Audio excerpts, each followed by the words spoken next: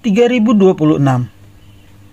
Mobil nona muda ini memiliki desain interior yang mewah dengan ruang yang luas di jok belakangnya. Cukup untuk memuat 5 orang atau lebih. Iwan, Yuni, dan Rina masuk ke dalam mobil. Ketika wanita muda itu masuk ke dalam mobil, seorang pria muda meraih lengannya.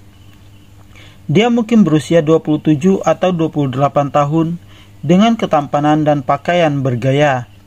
Dia tidak tampak seperti pengawal wanita muda itu. "Sally, mereka orang asing.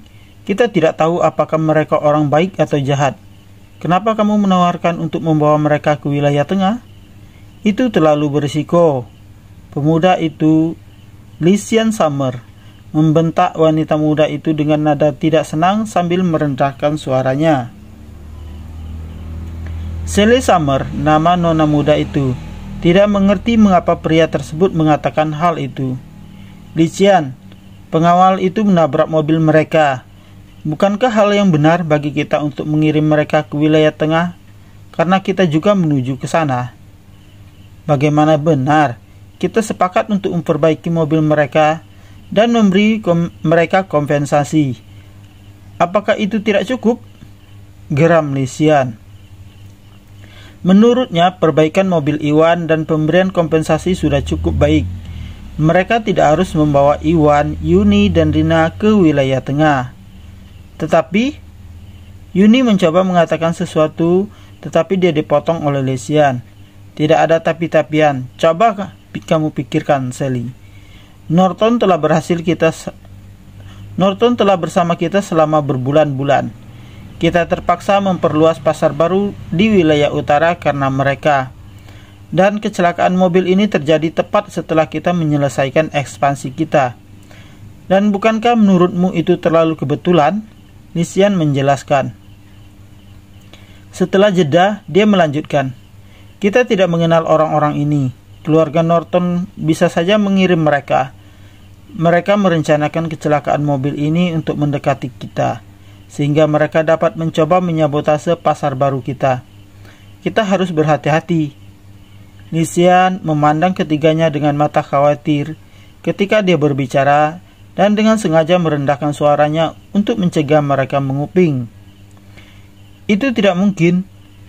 Kitalah yang menabrak mereka. Mereka tidak memulai kecelakaan mobil. Aku tidak percaya mereka mencoba mendekati kita atau mempunyai niat buruk. Lagi pula, mereka tidak terlihat seperti orang kebanyakan dan mereka ramah. Menurutku, mereka bukan orang jahat," jawab Sally, tidak percaya dengan apa yang dikatakan sepupunya. "Sulit untuk mengatakannya. Anda tidak bisa mengetahui apakah seseorang itu baik atau buruk berdasarkan penampilannya. Kita tidak mengenal mereka. Kami tidak tahu apakah mereka orang jahat, terutama pria itu. Dia terlihat seperti seorang yang licik dan tidak bisa dipercaya. Dengarkan aku, Sally. Kita harus hati-hati," kata Lysian sambil merasa takut ditambah ada rasa cemburu. Dari kata-katanya, sepertinya dia cemburu pada Iwan. Faktanya, Iwan tampak seperti anak laki-laki berkeluarga dari dugaan dalam pemikiran Lysian. Selain itu, dia melihat Yuni dan Rina bersamanya, dan mereka tampak sangat dekat dengannya. Itu sebabnya Lysian tidak menyukai Iwan. Dia cemburu. Tidak peduli bagaimana penampilan Iwan, dia pasti tidak menyukai Iwan. Bab 3027. Kamu terlalu banyak berpikir. Keluarga Norton tidak mengirim mereka, dan mereka bukanlah orang-orang tercela, seperti yang kamu katakan. Kamu tidak boleh menjelek-jelekan siapapun tanpa bukti apapun. Itu tidak sopan. Aku harap kamu memperhatikan apa yang kamu katakan di masa depan." Sally menegur Lysian dengan tidak senang setelah mendengar bagaimana dia mencurigai Iwan. Dia tahu dia mengembangkan bisnis keluarganya dengan membawa mereka ke wilayah utara. Itu tidak mempengaruhi keluarga Norton, jadi tidak ada alasan mengapa mereka mengirim orang untuk menimbulkan masalah padanya. Bahkan, jika Norton mengirim seseorang, mereka akan mengirimkan seniman bela diri yang kuat. Mengapa keluarga Norton mengirim seorang pria muda seperti Iwan dan dua wanita cantik untuk besertanya? Itu tidak masuk akal. Dia pasti tidak berpikiran Norton mengirim Iwan, Yuni, dan Rina. Itu tidak logis. Tentu saja, berhati-hati itu penting. Jadi Sally tidak berdebat lebih jauh. Dia tahu sepupunya hanya mengingatkannya untuk berhati-hati dan tidak sengaja mencurigai ataupun menghina Iwan. Dia kemudian masuk ke dalam mobil. Baik, kuharap aku tidak terlalu khawatir. Pemuda itu merasa tidak berdaya melihat Sally menolak mempercayainya. Namun dia masuk ke mobil yang sama juga untuk melindungi Sally dan menghindari Iwan, dan kedua gadis itu menyakiti Sally. Setelah semua orang masuk ke dalam mobil, Sally memberi perintah kepada pengemudi untuk pergi. Ketiga mobil tersebut meninggalkan lokasi kejadian dan menuju ke wilayah tengah. Lysian dan Sally duduk di sebelah Iwan. Yuni dan Rina di kursi belakang. Sally adalah orang pertama yang memecah kesunyian. Hai, aku Sally Samar. Ini sepupuku Lysian Samar. Siapa namamu? Sally bertanya sambil tersenyum. Meski menurutnya Iwan bukan orang jahat, lebih baik bertanya dan mengenal Iwan kalau Lysian benar. Saya Hugus Nadi. Dia Yuni dan dia Rina, jawab Iwan sembari memperkenalkan dirinya juga Yuni dan Rina. Dia sedang dalam misi untuk melacak Brahma di wilayah tengah sehingga dia tidak ingin mengungkapkan nama aslinya, memberikan nama palsu pada Sally.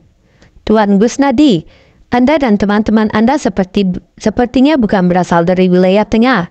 Saya harap Anda tidak keberatan jika saya bertanya dari mana asal Anda. Apa yang membuat Anda pergi ke wilayah tengah? Sally terus bertanya, dengan asumsi ketiganya bukan berasal dari wilayah tengah. Lagi pula, Yuni dan Rina sangat cantik. Jika mereka berasal dari daerah tengah, nama mereka pasti akan terkenal. Karena Sally belum pernah mendengar tentang mereka, dapat diasumsikan bahwa mereka bukan berasal dari wilayah tengah. Karena kamu tahu itu agak tidak sopan, kenapa kamu bertanya? Yuni dan Rina menegur. Sally telah menimbulkan banyak masalah bagi mereka setelah menabrakkan mobil mereka. Namun dia terus mengajukan pertanyaan seolah sedang melakukan interogasi. Yuni dan Rina adalah dari keluarga kaya yang membentuk pribadi mereka yang tegas sehingga terkesan angkuh. Tindakan Sally telah membuat mereka salah paham dan mereka tidak akan ramah padanya. Sally tidak bisa berkata-kata. Dia merasa malu dan tidak tahu harus berkata apa untuk menjelaskannya. Bab 3028. Iwan melihat betapa malunya Sally dan dia berusaha meredakan ketegangan. Nona Samar, kami dari wilayah barat. Kami sedang mempertimbangkan untuk membuka perusahaan farmasi di wilayah tengah. Ini adalah pertama kalinya kami ke sana. Jadi kami tidak tahu apa-apa tentang wilayah tengah. Menurut Anda, kamu bisa memberitahu kami tentang wilayah tengah? Karena dia tidak tahu apa-apa tentang situasi di wilayah tengah, ini adalah kesempatan bagus baginya untuk mengetahui informasi. Mumpung Sally sudah memulai percakapan. Dia bisa mengetahui tentang wilayah tengah dan juga kekuatannya. Itu akan memberinya lebih banyak manfaat dan keuntungan. Tentu, Sally mengangguk dan berbagi informasi secara singkat, menjelaskan kepada Iwan. Setelah percakapan tersebut, Iwan mengetahui ada banyak keluarga seni bela diri kuno dan keluarga besar yang kuat di wilayah tengah. Dengan yang terkuat adalah 3 keluarga besar dan bos pusat. 3 keluarga besar memiliki pengaruh dan kekuasaan yang serupa. Padahal, bos pusat adalah penguasa dunia gangster. Sangat mirip dengan bos selatan dan bos barat. Namun, kekuatannya jauh lebih kuat daripada bos selatan dan bos barat. Keluarga Sally adalah keluarga seni bela diri kuno tingkat ketiga di wilayah tengah. Bisnis utama mereka adalah batu giok dan barang antik. Dari percakapan tersebut, Sally pun mengenal sedikit tentang Iwan, Yuni, dan Rina. Dia tahu mereka berasal dari perusahaan farmasi di wilayah barat. Mereka dikirim oleh perusahaannya untuk mensurvei pasar di wilayah tengah, guna menentukan apakah mereka harus memperluas bisnisnya ke wilayah tengah. Sally sedikit kecewa saat mengetahui hal itu. Sikap dan aura Iwan memberinya firasat bahwa dia bisa menjadi anggota keluarga seni bela diri kuno atau miliarder. Dia mengetahui bahwa Iwan hanyalah berasal dari perusahaan farmasi biasa dari wilayah barat dan bukan dari keluarga yang memperdagangkan bahan-bahan untuk membuat pil alkimia. Ramuan spiritual langka dapat membantu seniman bela diri naik level. Oleh karena itu, setiap keluarga yang berkecimpung dalam bisnis perdagangan ramuan spiritual adalah keluarga seni bela diri kuno. Namun, hal tersebut tidak berlaku pada perusahaan farmasi. Dari apa yang Sally ketahui, perusahaan farmasi hanyalah perusahaan biasa yang menjual produk farmasi. Kebanyakan dari mereka bukan anggota keluarga seni bela diri kuno manapun. Bukan itu saja, Iwan, Yuni, dan Rina hanyalah perwakilan dari perusahaan mereka. Mereka mungkin adalah manajer departemen pemasaran atau penjualan. Tentunya, mereka bukan miliarder atau CEO perusahaannya. Sejak Sally mengetahui bahwa Iwan, Yuni, dan Rina hanyalah orang-orang kelas pekerja biasa, dia menyadari bahwa mereka tidak berada dalam kategori yang sama. Dia melebih-lebihkan mereka pada pandangan pertamanya, memberi mereka senyuman canggung lalu berkata, "Tuan Gusnadi, saya minta maaf, Anda tidak perlu tahu tentang keluarga seni bela diri kuno di wilayah tengah." Dia mengira Iwan adalah seorang yang berada di dunia yang sama dengannya dan menyadari bahwa tidak pantas membicarakan seni bela diri dengan mereka setelah mengetahui yang sebenarnya. Iwan dengan tenang tersenyum dan mengubah topik pembicaraan. "Tidak apa-apa. Aku pernah berinteraksi dengan keluarga seni bela diri kuno di masa lalu. Aku juga cukup tertarik dengan hal itu." Bab 3029. Nana Samar, apakah keluarga Anda menjual barang antik dan batu giok? Saya berencana membeli beberapa batu giok. Bisakah Anda memberi saya informasi kontak Anda? Jika saya membutuhkannya, saya dapat membelinya dari keluarga Anda. Sela Iwan. Dia membutuhkan potongan batu giok untuk menyiapkan konvergensi energi dan formasi pengumpulan energi, atau juga untuk bahan pembuatan pil alkimia, yang sebelumnya dia beli ditinggalkan di wilayah selatan dan barat untuk keadaan darurat. Dia tidak membawa apapun. Sekarang dia berada di wilayah tengah, dia perlu membeli sejumlah batu giok baru. Karena keluarga Samar menjual batu giok, dia pikir dia bisa membeli dari mereka. Tentu, Sally setuju, mengira Iwan adalah orang kelas menengah biasa yang mungkin tertarik pada batu giok tingkat rendah. Dia tidak menganggapnya sebagai hal yang penting. Mereka bertukar informasi kontak. "Nana, kita sudah mendekati pinggiran wilayah tengah. Kemana kita harus pergi selanjutnya?" Seorang pengawal yang mengemudikan mobil bertanya kepada Sally. Keluarga Samar adalah keluarga seni bela diri kuno kelas 3, dan wilayah mereka berada di dekat pinggiran kota. Mereka hampir berada dalam wilayah keluarga mereka. Tetapi dengan Iwan dan dua temannya di dalam mobil, penjaga meminta instruksi Sally. "Tuan Gusnadi, kemana tujuan Anda dan teman-teman Anda? Kami akan mengantar Anda ke sana dulu," tanya Sally. Anda tahu di mana letak kantor real estate di dekat sini? Aku ingin membeli rumah. Anda bisa mengantarkan kami ke kantor real estate terdekat, jawab Iwan. Iwan merenung sejenak sebelum berbicara. Situasi di wilayah tengah berbeda dengan wilayah barat.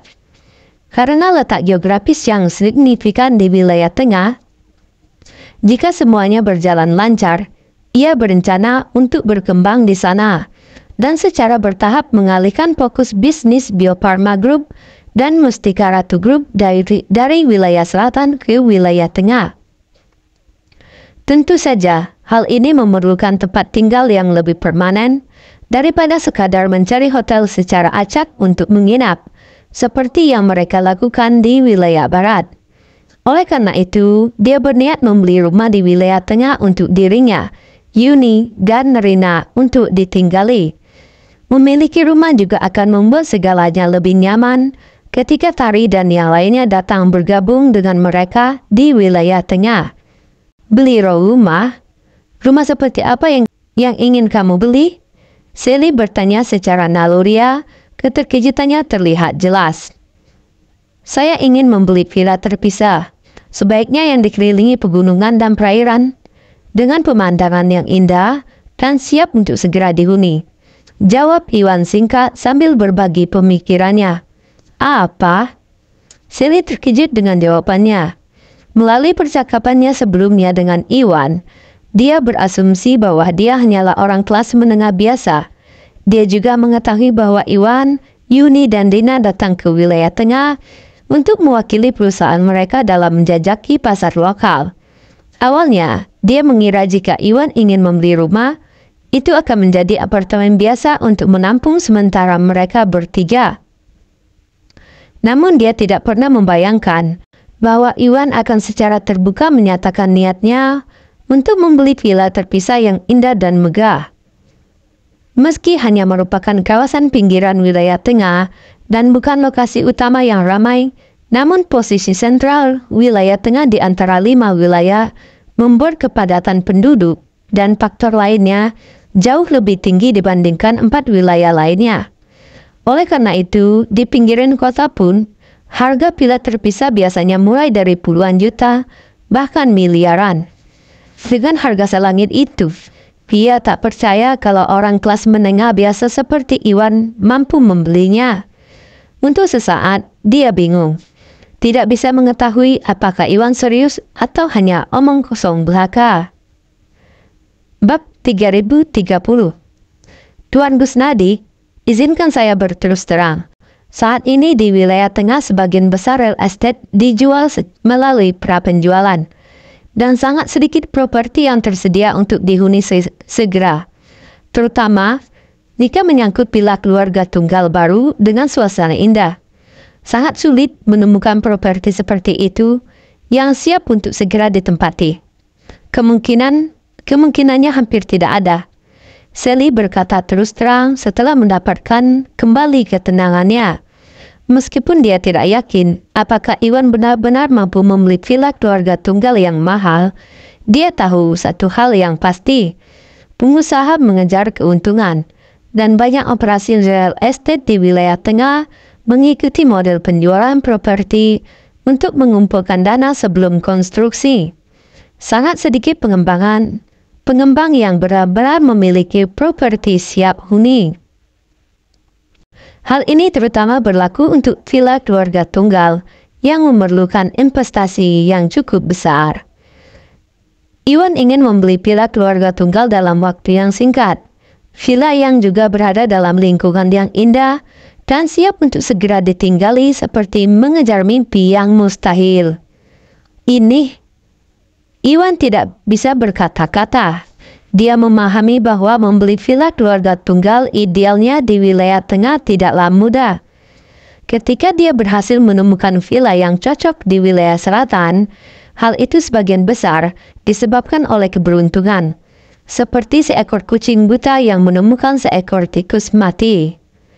Wilayah tengah lebih makmur daripada wilayah selatan, dan ditambah dengan banyaknya persyaratan yang dimilikinya, menemukan villa keluarga tunggal di dekat pegunungan dan perairan yang siap untuk segera dihuni tampaknya memang tidak mungkin.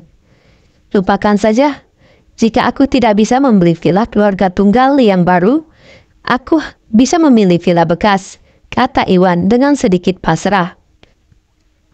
Kali ini, tujuannya membeli villa ada 2. Pertama, menyediakan tempat bagi dirinya, Yuni, dan Rina untuk menetap.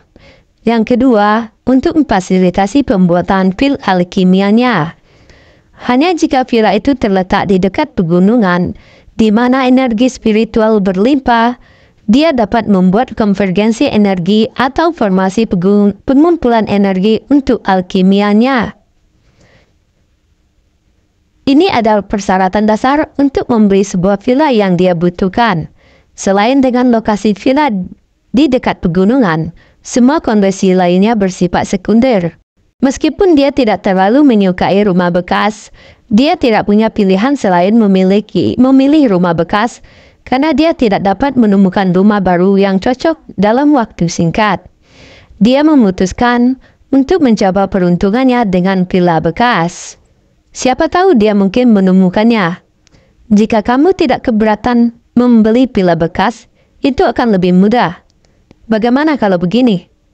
Aku akan membawamu ke agen real estate terdekat dan kamu bisa mencoba keberuntunganmu, saran Sally. Dia baru saja akan menginstruksikan pengemudi untuk membawa Iwan dan teman-temannya ke agen real estate terdekat ketika Lisian tiba-tiba menyela. Sally, bukankah kamu punya villa mandiri yang tidak terpakai? Katanya, villa itu dikelilingi oleh pegunungan dan air dengan pemandangan yang indah. Villa ini memenuhi semua persyaratan Tuan Gusnadi dengan sempurna. Karena dia ingin membeli villa bekas, mengapa tidak menjual villa Anda kepadanya? Lisian yang selama ini diam, tiba-tiba angkat bicara. Ada sedikit rasa jijik dan senyuman dingin di matanya saat dia melirik ke arah Iwan. Dia telah mendengar percakapan antara Sally dan Iwan dan berbagi kesan Sally bahwa Iwan hanyalah seorang pria kelas menengah biasa. Kini Iwan mengaku ingin membeli sebuah villa senilai puluhan juta atau bahkan lebih dari 100 juta. Yang terdengar seperti bualan belaka bagi Lisian. Semakin dia mendengarkan, dia semakin muak dengan bualan Iwan. Terlebih lagi, dia merasakan sedikit rasa cemburu dan kesal melihat dua wanita cantik, Yuni dan Rina, di sisi Iwan. Karena Iwan bersikeras membual tentang keinginannya untuk membeli villa mahal, Lisian memutuskan untuk memenuhi keinginan Iwan dengan menyarankan agar Sally menjual villanya yang tidak terpakai kepadanya. Jika Iwan tidak bisa mendapatkan uang untuk membelinya, Lisian sangat ingin melihat bagaimana dia bisa menyelamatkan mukanya nanti. Ini adalah momen yang sangat menyenangkan yang ada di pikiran Lisian. Bersambung ya sobat. Kakak-kakakku semua dan abang-abangku semua, terima kasih sudah menonton, selalu setia membantu perkembangan channel kami ini. Semoga kakak-kakakku dan abang-abangku semua selalu dalam keadaan sehat walafiat, dimudahkan semua aktivitasnya, dan dimudahkan serta dilancarkan semua rezekinya. Amin ya robbal alamin. Assalamualaikum warahmatullahi wabarakatuh.